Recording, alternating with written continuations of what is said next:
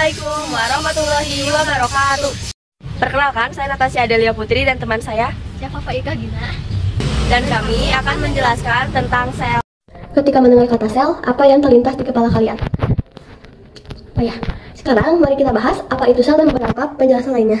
1. Apa itu sel?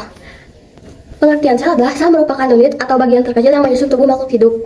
Sel begitu kecil dan tidak terlihat oleh mata kita, tetapi hal tersebut tidak menghalangi para ilmuwan untuk terus meneliti sel.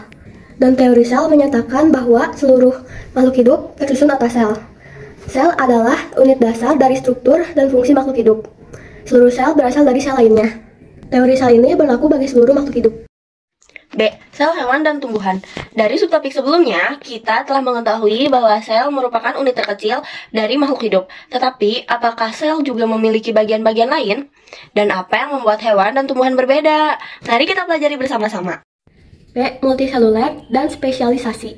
Dalam organisme multiseluler, sel-sel tampak terlihat berbeda antara satu dengan yang lainnya. Bisa disebut dengan mengalami spesialisasi. Seluler sel di dalam organisme multiseluler memiliki peran kunci yang berbeda-beda. Karena memiliki peran kunci yang berbeda-beda, struktur luar pekan dalam sel tersebut pun mengalami perubahan. C. Spesialisasi sel. 1. Uniseluler dan multiseluler. Manusia dan kebanyakan hewan dan tumbuhan tersusun dari banyak sel atau yang bisa disebut multiseluler, yang berarti banyak sel. Sekarang mari kita bahas pengertian uniseluler, multiseluler, dan spesialisasi. Uniseluler adalah organisme bersel satu atau organisme uniseluler adalah makhluk hidup yang terdiri dari satu sel tunggal.